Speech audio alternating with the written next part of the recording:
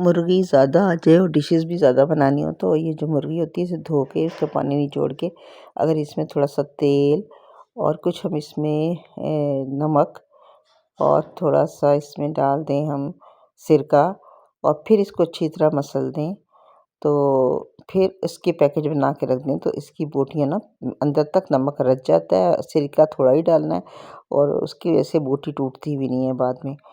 तो नमक भी बहुत ज़्यादा नहीं डालना है। ये काफ़ी सारी 2 बड़ी-बड़ी मुर्गियाँ थी तो मैंने इसमें कोई 1.5 चम्मच नमक डाला और ये ढक्कन भर के सिरका डाला और तकरीबन 3-4 टेबलस्पून ना ऑयल के लगा के और हाथों से इसको मसल लिया और अच्छी तरह ताकि इसमें चला जाए, क्योंकि हाथों से जो इसके अंदर मैरिनेशन होती है ना वो चम्मच से या कपगीर से किसी से नहीं होती।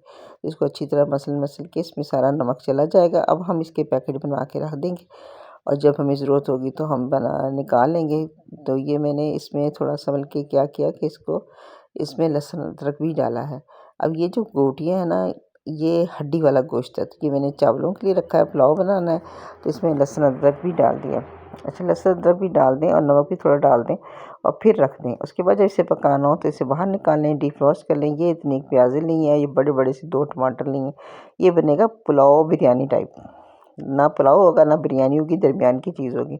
और प्याज़ों को मैंने कर लिया है ब्राउन और जब इसका कलर अच्छी तरह बदल जाएगा, थोड़े किनारे ब्राउन हो जाएंगे तो इसमें डाल देंगे वो जो मैरिनेशन किया हुआ गोश्त था और उसके बाद इसको इतना फ्राई करेंगे कि प्याज सुनहरी हो जाए और गोश्त का रंग बदल जाए।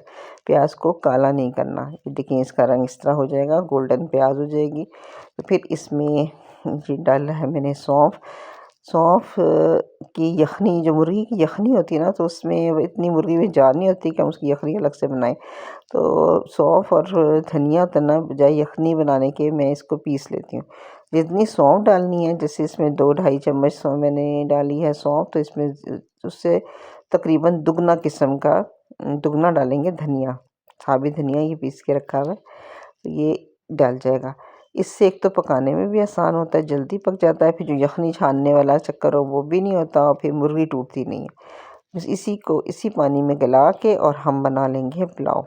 तो इसमें मैंने सौंफ धनिया डाल देना है और इस सौंफ धनिया ना मुर्गी के पुलाव में ज़रूर डाला करें क्योंकि उससे ना खुशबू अलग हो जाती है। और फिर डालिए कुटी हुई मिर्चें मैंने ज़्यादा डाली क्योंकि ये पुलाव बिरयानी है ना तो इसमें बहुत ज़्यादा तेज़ मिर्च नहीं डालूंगी, लेकिन हाँ मिर्चें डालूंगी ज़रूर, ताकि इसको आप रूखा भी खाएं ना, मतलब किसी सालन के बगैर भी खाएं तो ये अच्छा लगे।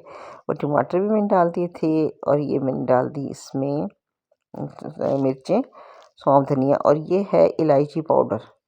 15-20 इलायचियाँ तो डाल दें।